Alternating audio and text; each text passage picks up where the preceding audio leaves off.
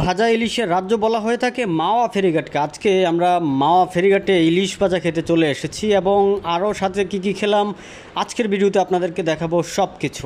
বাংলাদেশের দক্ষিণাঞ্চলের মানুষের কাছে অত্যন্ত পরিচিত একটি জায়গা মাওয়া ফেরিঘাট। একটা সময় যখন পদ্মা সেতু ছিল না তখন এই মাওয়া ফেরিঘাট হয়েই দক্ষিণাঞ্চলের মানুষ রাজধানীমুখী হতো এবং পদ্মা সেতু হওয়ার পরে যদিও এই মাওয়া ফেরিঘাট দিয়ে ফেরি চলাচল বন্ধ আছে, কিন্তু এই ঘাটটি বর্তমানে একটি পর্যটন কেন্দ্র হিসেবে পরিচিত আছে মানুষের কাছে। তাছাড়া এই মাওয়া ফেরিঘাটকে ইলিশের রাজ্য বলা হয়। আমরা পদ্মা নদীতে ঘোরাঘুরি শেষে পদ্মা সেতু দেখলাম, দেখার পরে এসে ইলিশ মাছ কেনার জন্য প্রস্তুতি নিচ্ছিলাম, যদিও একটু দামাদামি করতে হয়েছে। এখানে অনেকগুলি ইলিশের দোকান বা রেস্টুরেন্ট রয়েছে, আপনারা চাইলে দেখে দামাদামি করে ইলিশ মাছগুলি দেখে সুন্দর দেখে কিনবেন, তারপরে আপনারা খাওয়ার জন্য প্রস্তুতি নেবেন। যাই হোক, আমরা 4টি মাছ নিয়েছিলাম আলহামদুলিল্লাহ 2400 টাকা দিয়ে, একটু দামাদামি করে নিয়েছিলাম। তারপরে তেলের টাকাটা আমাদের আলাদা দিতে হয়েছে, বেগুন ভাজার টাকাটা আলাদা দিতে হয়েছে।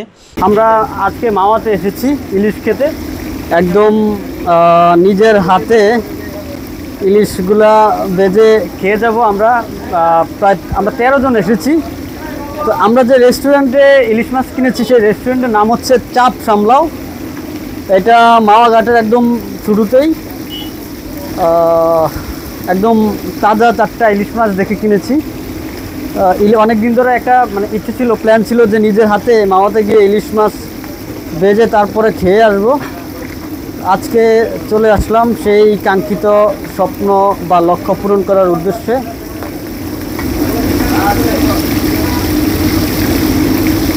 আমাদের ইলিশ মাছগুলি মোটামুটি ভাজা প্রায় শেষ পর্যায়ে। আগে যদিও মাথা এবং লেজগুলি দিয়েছিল, তো এই লেজের ভর্তা আমরা খাবো আগে থেকে তাদেরকে জানিয়ে রেখেছিলাম, কারণ মাওয়াঘাটের ইলিশের লেজ ভর্তাটা খুবই অসাধারণ হয়। যার কারণে আমরা যেহেতু বলেছি, আমাদের বলার প্রেক্ষিতে তারা এই ইলিশের লেজ ভর্তা আমাদেরকে বানিয়ে দেবে।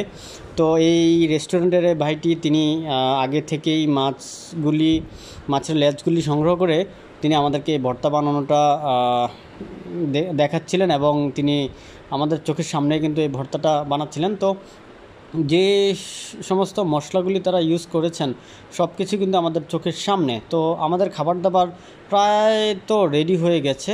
তো খাবার যখন আমাদের রেডি তখন আমরা সবাই বসে যাব। আমাদের কাঙ্ক্ষিত ইলিশ ভাজা হয়ে গেছে, একদম ফ্রেশ টাটকা ইলিশ, একদম মচমচে ভাজা হয়েছে।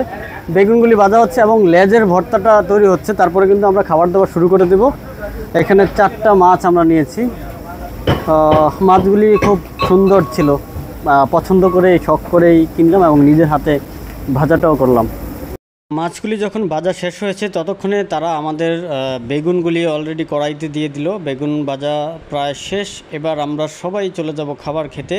তো একটা কথা বলে রাখি, আজকে আমরা যে মাওয়াঘাটে এসেছি আমাদেরকে আমন্ত্রণ জানিয়েছেন আমাদের সেলিম ভাইয়ের আমন্ত্রণে কিন্তু আমরা সবাই মাওয়াঘাটে এসেছি, আমরা ঘোরাঘুরি করলাম। তো আমাদের খাবার আইটেমে যা ছিল ইলিশ মাছ ভাজা, ইলিশ মাছের লেজ ভর্তা, তারপরে ডাল, বেগুন ভাজা এবং সাথে শুকনো মরিচ, সব কিছু মিলিয়ে আমরা যারা এখানে এসেছি 15 জন টোটাল, আমরা 15 জনে খুব মজা করে খাবারটা খেলাম। আর এই রেস্টুরেন্টের যে ভাইরা আছেন তাদের আন্তরিকতা খুবই ভালো ছিল, তারা খুব সুন্দর করে আমাদেরকে সার্ভটা করেছেন।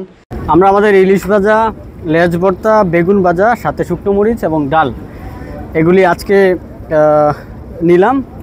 এবার খাবার খেয়ে দেখি আসলে খাবারটা কেমন হলো। শুরুতে লেজ ভর্তাটা দিয়ে ট্রাই করি। সেই সব বিসমিল্লাহ।